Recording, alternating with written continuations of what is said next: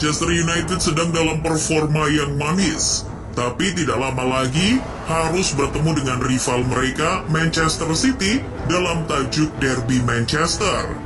Meski begitu, Manchester United agak sedikit diuntungkan karena dua laga mereka ditunda. Sementara Manchester City tidak. Meski begitu, The Citizen sebagai tetangga yang berisik tidak akan begitu saja melepas poin pada 2 Oktober nanti. Pasukan Pep Guardiola punya ambisi untuk melakukan seperti apa yang dilakukan Brentford terhadap Manchester United. Derby Manchester sendiri merupakan derby yang mempertemukan dua klub dari kota Manchester, yang mana pertama kali dipertandingkan pada abad ke-19.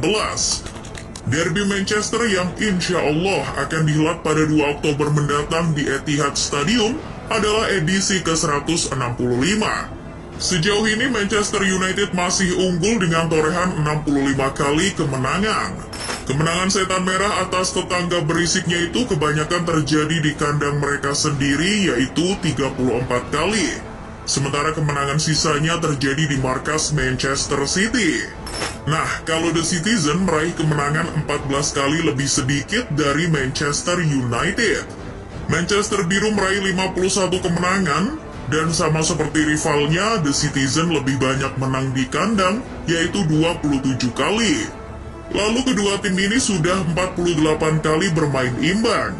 Uniknya, kedua tim memasukkan 227 gol ke gawang satu sama lain. Dalam laga 2 Oktober nanti, tentu saja Manchester City sangat diunggulkan karena bermain di kandang. Namun, Manchester United yang sekarang bukanlah lawan yang enteng. Pasukan Erik ten Hag bahkan sudah memutus rekor tak terkalahkan Arsenal musim ini dan membuat Jurgen Klopp merana. Sejak ditukangi Erik ten Hag, Manchester United tengah dalam tren positif belakangan ini. Setelah 2 kali menelan kekalahan dari tim gurem di Liga Primer Inggris, MU bangkit menjadi tim yang selalu menang. Catat itu, selalu menang. Dari 4 pertandingan terakhir Liga Primer Inggris musim ini, Manchester United menyapu bersih dengan kemenangan. The Red Devil juga sedang tidak buruk-buruk amat di Liga malam Jumat. Walau menelan kekalahan atas Real Sociedad di partai pertama, United lekas bangkit dengan melumat Sheriff Tiraspol 2-0. MU dan para penggemarnya boleh berbangga hati dengan torehan positif ini. Tapi, tren Manchester City jauh lebih positif. Jika United tidak terkalahkan di 4 laga terakhir EPL, Manchester City justru tak terkalahkan sejak pertama kali Liga Inggris musim 2022-2023 bergulir. Dari 7 laga, Manchester City mengemas 5 kali kemenangan, dan sisanya berakhir imbang. Tak seperti MU yang hanya bermain di Liga Yasinan, dan itu pun sudah kalah sekali. Manchester City tampil klinis di Liga Champions, 2 laga, 2 kemenangan. Meski begitu, kedua tim sedang dalam mode super saiyan. Kalaupun salah satunya bapuk, ya enggak bapuk-bapuk amat lah. Meski begitu, Manchester United memang harus siap lahir batin untuk menghadapi Manchester City. Apalagi dalam susunan skuad Pep Guardiola ada Erling Haaland, sosok yang bisa disebut Majin Buu di tubuh Manchester City. Sampai hari ini Haaland masih sulit dihentikan. Ia setidaknya sudah mencetak 14 gol dalam 9 penampilannya bersama Manchester City. Sebagai seorang striker, itu adalah catatan yang lebih dari cukup untuk membuat Harry Maguire kencing berdiri. Di kompetisi Premier League, Haaland sudah mencetak 11 gol dari 7 penampilannya musim ini. Artinya, ia memiliki nilai expected goals di Premier League sangat tinggi, yaitu 7,4. Mantan anak asuh Ole Gunnar Solskjaer itu sampai hari ini memang sangat sulit dihentikan. Bahkan mantan timnya, Borussia Dortmund, tak bisa menghentikan sang pemain. Haaland adalah sosok striker yang lihai dalam mencari ruang kosong. Ia bisa mencetak gol dalam situasi apapun dan dengan cara yang paling tidak mungkin sekalipun. Lihat saja bagaimana Haaland sanggup mencetak gol ke gawang di Borussen dengan cara akrobatik. Dengan ketajaman Haaland di lini depan Manchester City, maka memasang Harry Maguire di lini belakang MU seperti meminum racun arsenik.